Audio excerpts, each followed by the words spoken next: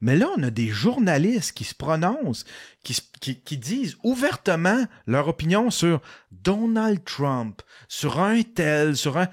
Ferme ta gueule! Donne-moi l'information factuelle. Sois Moi, objectif, je vais me faire une opinion avec ça. J'ai pas besoin que tu guides mon opinion, j'ai besoin que tu me donnes l'information pour me former ma propre opinion. Puis ça s'est perdu.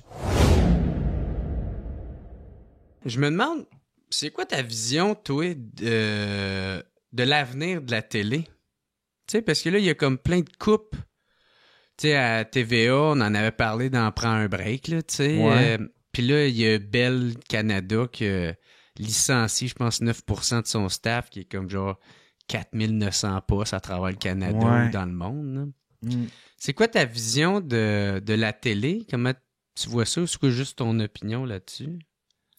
Je sais pas, je trouve ça triste. C'est pas la télé en tant que telle, parce que la télé au Québec, ça fait longtemps que je pense que pour le petit peu, pour le petit peu qu'on est, là, il y a trop de chaînes. Il y a trop de chaînes spécialisées. On est trop éparpillés. Il y a du bon contenu, mais c'est éparpillé sur genre 30 chaînes, des chaînes spécialisées, des chaînes...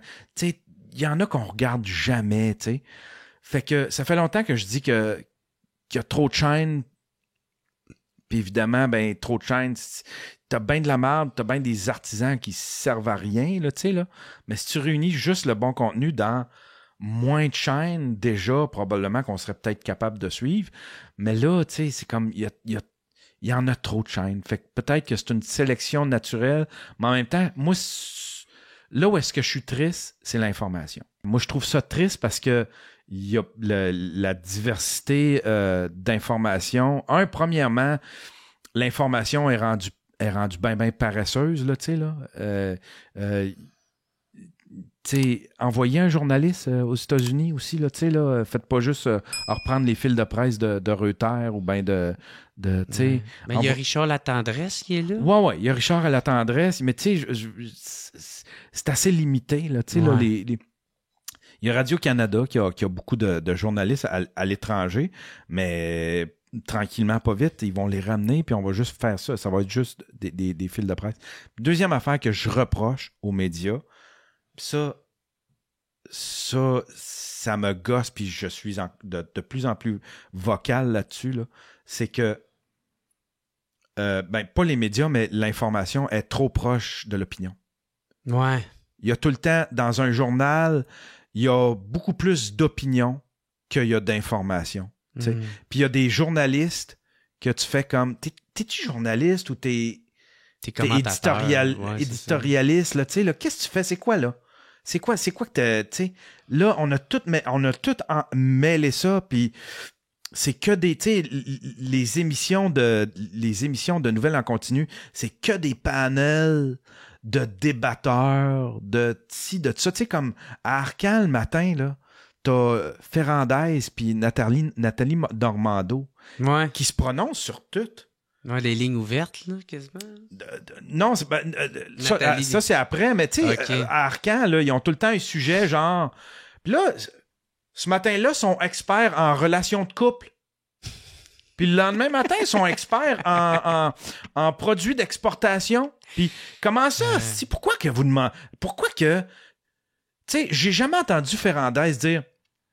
Je le sais pas, c'est pas mon champ de compétences, ça. Je pourrais pas te dire. T'aimes pas l'éditorial, toi? Ben, mais pourquoi que son opinion de gars qui a été maire, il est sûrement...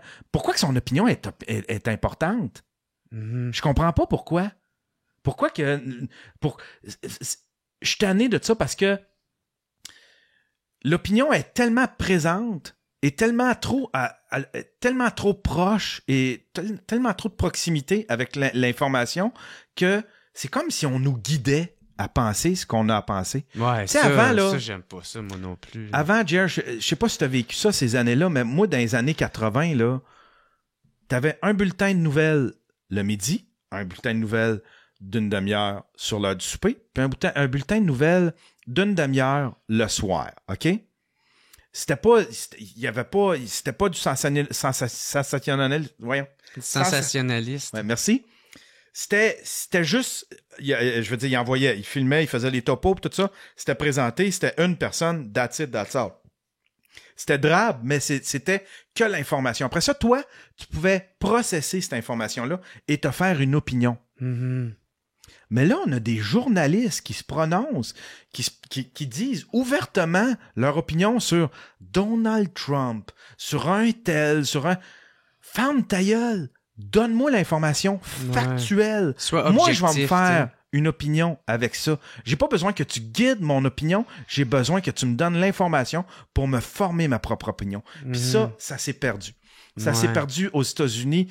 Tu regardes, tu ouvres CNN en ce moment, je suis certain que c'est un panel c'est de droite ou de gauche, c'est la même affaire, les deux. C'est la même affaire. C'est la même affaire.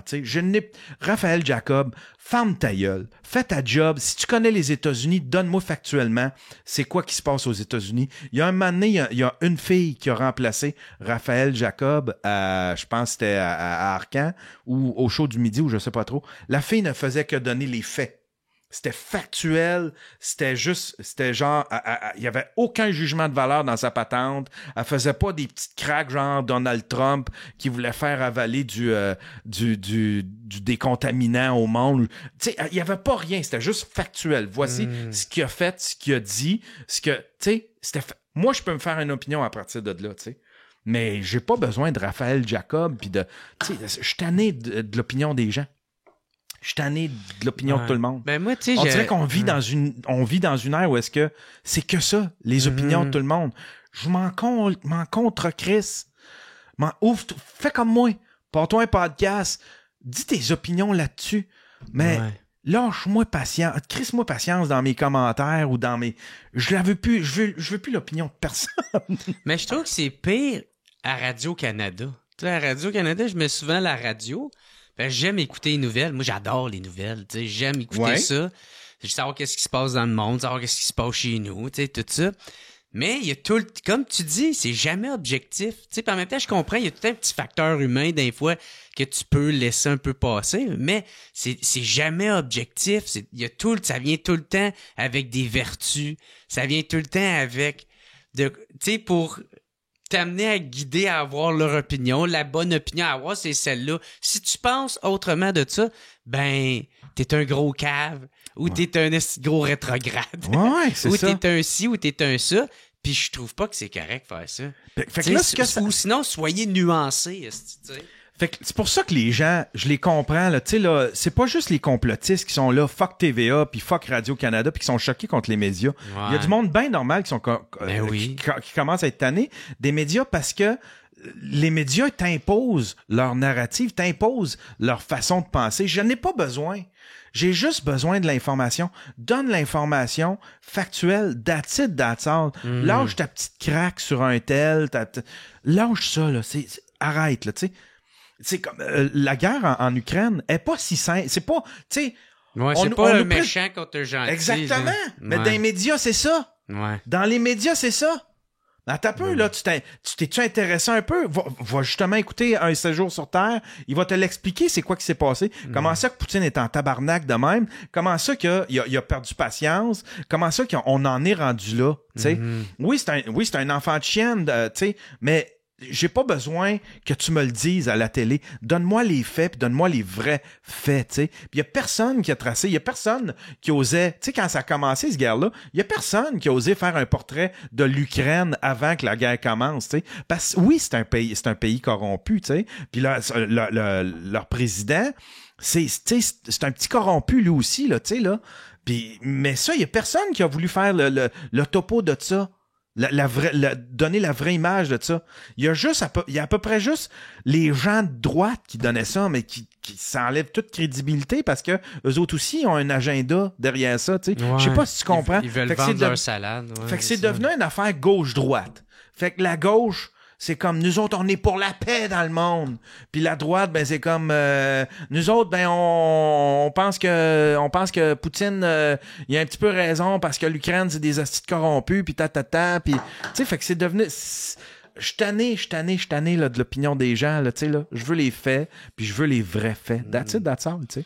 Puis c'est rendu dur. Essaye de trouver une source d'information. Pour revenir à ce que tu disais. Ouais. C'est ça que je trouve triste. C'est la diversité de l'information qui est dure à trouver aujourd'hui, tu sais. Ben, c'est moi, qu'est-ce que je fais, c'est que je m'en tiens à la base. Attends, j'écoute de quoi? C'est comme, ouais, la guerre en Ukraine à cause de telle affaire. Je fais, bon, ben, je sais qu'il y a une guerre en Ukraine. C'est pas mal ça, l'information. Mais moi, je comprends. Puis, mais tu sais, j'essaie, moi, d'écouter les deux. Tu sais, maintenant, je vais aller voir quelque chose plus de droite. Comme aller voir la chose plus de gauche. Puis là, je vais aller me tirer ma propre conclusion de ça, tu sais, pour voir un peu. Mais c'est parce qu'il y a des affaires. Il y a des affaires qui n'ont pas besoin d'être gauche-droite. Tu te fais comme. Ouais. Comment ça que ça s'est retrouvé gauche-droite, ce petit débat-là? Le MeToo, c'est devenu une affaire de gauche-droite. Mais c'est juste parce que c'est plus facile de le résumer de même. Mais tu sais, ou sinon, on pourrait résumer aussi les affaires par, genre, le politiquement correct, puis la liberté d'expression, tu sais, qui est pas vraiment gauche-droite, qui est juste deux sujets, genre. Mais tu sais, la liberté d'expression, encore là, c'est... Non, mais tout est devenu un enjeu gauche-droite. Je comprends pas pourquoi, comment ça, que les gens, ils ont plus cette faculté de réfléchir et d'avoir une pensée critique. Tu sais, c'est pour ça que moi, là, un gars comme Farnell Morisset, là, si mon gars, ça m'a fait du bien recevoir ce gars-là. Puis pourtant, il est de gauche. Ouais. Il est de gauche, mais le recevoir, là, puis avoir des débats avec lui, avoir des débats avec Mike. Il est nuancé, puis il est pas mal intentionné. Ouais, il est pas mal intentionné, puis il a une pensée critique, puis il est factuel, il est capable de critiquer. Même s'il est de gauche, il est capable de critiquer, admettons, Québec solidaire, quand Québec solidaire twist des chiffres. Tu sais, il est très factuel, tu sais. Mais moi, j'aime ça. Ça, j'aime ça, là, tu sais, là, parce que là, la conversation se peut. Ouais. Là, il y a un échange. Ouais, exactement. Puis c'est pas une guerre de mots, une guerre de chiffres de celui qui a le plus raison. Il stimule notre pensée critique. C'est le genre de gars qui stimule notre pensée critique. Puis ça, on le fait plus. Fait que c'est pour ça que tout devient un enjeu gauche-droite. T'sais, la liberté d'expression, c'est rendu un enjeu gauche-droite. Le MeToo, ça a été gauche-droite. Le wokeness, c'est une affaire de gauche-droite. BLM, Black Lives Matter, c'est devenu une affaire gauche-droite. Comment ça, câlisse? Comment ça que c'est devenu une affaire gauche-droite? C'est juste parce que les gens, la droite est tannée de la gauche est tannée de la droite. Fait que si la gauche dit de quoi, la droite fait comme c'est ça qu'ils pensent, ben moi je pense le contraire, tabarnak. C'est juste ça. C'est juste ça au final. Non? Ouais. Hey, il y a une vidéo. Je pense que tu marques un bon point. Il y a une vidéo de Régent Tremblay avec sa blonde. Tu l'as-tu vu, ça? Oui, parce que t'as pris position aujourd'hui. Ouais, il y a une vidéo de Régent Tremblay avec sa blonde. C'est comme un podcast qu'ils font, je sais pas trop. J'ai aucune idée. Ouais. Je pense qu'ils sont en entrevue où il y a un podcast. Sa blonde, elle a des propos un peu imbéciles. Tu sais, c'est genre, moi, je roule à 140, puis si j'ai d'affaires à écraser des iguanes, ben toi, c'est vous, je vais les écraser, moi, je m'en vais par là. Cet extrait-là est une présentation de mon nouveau spectacle, Jer Alain Maturisé. Si c'est pas déjà fait, il te reste déjà que 2 dates pour pouvoir venir le voir, soit le 8 mars à Drummondville ou le 15 mars pour ma fête au Club Soda à Montréal. S'il y a un show que tu veux pas manquer, c'est ben celle-là. Fait que pogne tes billets au jeralain.com. Let's go!